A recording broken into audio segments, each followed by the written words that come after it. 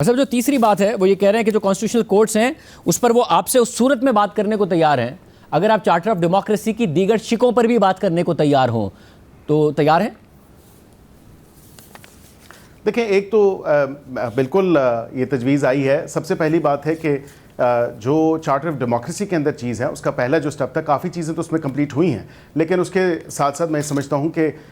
जो प्रोग्रेस है constitutional court के हवाले से या फेडरल कॉन्स्टिट्यूशनल कोर्ट के हवाले से, उसमें शाहज़ीब साहब आप देखें कि ये चीज़ दोनों जमातों ने तय की थी और इसको आगे बढ़ाना था। अब now it's been presented as if के ये शायद सिर्फ़ और सिर्फ हुकूमत का एक प्रपोज़ल था,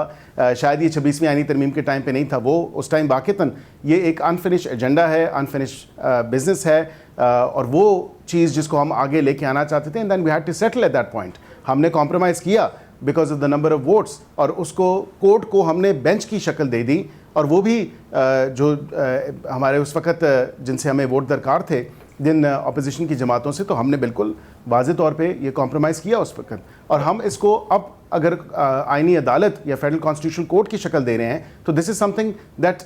PPP and PMLN they agree upon. इस पे तो इत्तेफाक राय है। इससे आगे मेरे ख्याल से इससे मशरूत नहीं करना चाहिए कि बाकी चार्टर ऑफ डेमोक्रेसी की शिकों पे काम होगा या उस पर अगर काम करें तो फिर हम काम करेंगे। हाँ, ये ज़रूर हो सकता है, we are open to suggestions, तजावीज़ आई हैं, आप एरिया आइडेंटिफाई कर दें, कौन सी चीज़ है जो आप पहले करना चाहते हैं चार्टर ऑफ डेमोक्रेसी के हवाले से। For example national democracy commission एक है या नेशनल डेमोक्रेटिक कमीशन है, उसको अगर बनाना चाहते हैं उस पर भी बात हो सकती है। दीगर अगर कोई ऐसी चीज़ है उस पर भी बात हो सकती है। हमने तो कभी ऐसी चीज़ नहीं की। जो इलेक्शन इस्लाहात भी हुई थी, जिन इलेक्शन इस्लाहात की चार्टर ऑफ डेमोक्रेसी के अंदर बात होती है, वो हमने 2017 में, हमारी हुकूमत थी, पाकिस्तान मुस्लिम लीग नून की हुकूमत थी, वो हम बेहतरी लेके आए, और वो अप्रिशिएट किया जाता है कि जो सिस्टम और जो चीज़ें हमने वहाँ पे इंस्टॉल की, चाहे वो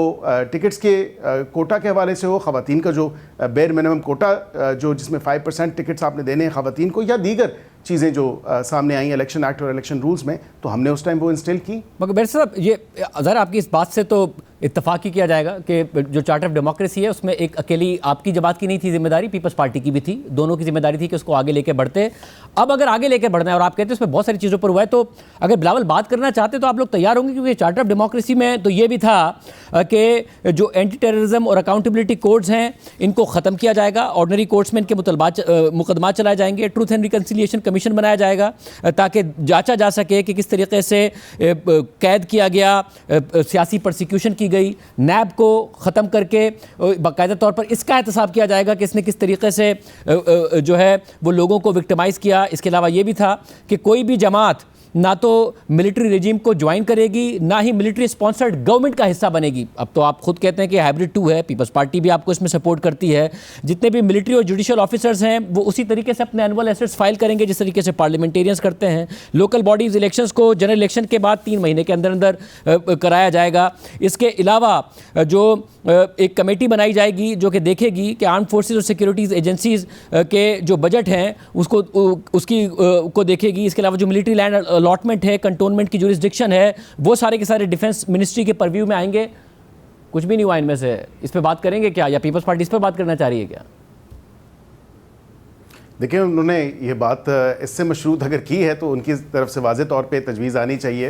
वे फॉरवर्ड होना चाहिए। कौन सा वो ऐसी चीज़ है जिस पे वो पहले बात करना चाहते हैं। जहाँ पे आपने बात की अकाउंटेबिलिटी कोर्ट्स की और एंटी टेररिज्म कोर्ट्स की, मैं एंटी टेररिज्म कोर्ट्स के हवाले से ये बात ज़रूर कहूँगा कि जो एक अभी हालिया लहर है दहशतगर्दी की, तो उस हवाले से आप देखें तो ऑब्वियसली आपको एंटी टेररिज्म कोर्ट्स चाहिए, और जो टेरर अटैक्स हैं, ये टेरर ग्रुप्स हैं, उनको प्रोसिक्यूट करने के लिए, उनके ख़िलाफ़ एक्शन लेने के लिए, और ताकि वो अकाउंटेबल भी हों अपने जो उनके एक्शंस हैं, उनको कानून के मुताबिक, आइन के मुताबिक जो है कानून अपना रास्ता अख्तियार करे, उनकी प्रोसिक्यूशन होनी चाहिए। ये तो नहीं है कि आप एंटी टेररिज्म कोर्ट 2006 में या 2005 में, उस वक़्त की सिचुएशन ऐसी नहीं थी, बट द सिचुएशन इन 2025 जो 2025 की सिचुएशन है 20 साल बाद, तो कम से कम वो तो बहुत मुख्तलिफ है। और बिलखुसूस अभी हालिया पिछले 2 साल के दौरानिए के अंदर आप देखें तो दहशतगर्दी की लहर में तेज़ी आई है, और ये इशू एड्रेस होना चाहिए थ्रू एंटी टेररिज्म कोर्ट्स होना चाहिए, थ्रू इंटेलिजेंस बेस्ड ऑपरेशंस होना चाहिए, through strict and stringent measures होना चाहिए, जो कि हुकूमत ले रही है।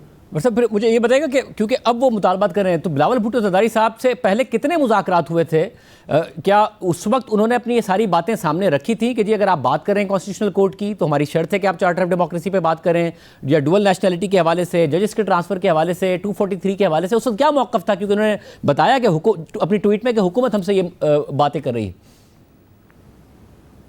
देखिए, आपको याद होगा कि जब 26वीं आईनी तरमीम पास हुई थी, उसमें बिलावल साहब की स्टेटमेंट थी और उन्होंने कहा था a rose by any other name is still a rose, और ये शेक्सपियर का हवाला उन्होंने दिया था। मैं समझता हूँ कि बिल्कुल उस टाइम तो अगर हमने कॉम्प्रोमाइज़ किया और बेंच के लिए सेटल किया अदालत की जगह, तो ये एक मुश्तरका चीज़ थी और इस पर बिल्कुल एक कंसेंसस था। अब अगर वो इस चीज़ पे समझते हैं कि कंसेंसस नहीं है तो I don't think that's the thing. Obviously उन्होंने कहा है कि बिल्कुल इस पे कंसेंसस है और इस पे हम आंगी है इस सोच की कि आईनी अदालत होनी चाहिए। अब इसी हवाले से अगर आप ये भी देखें तो जो मुलाकातें हुई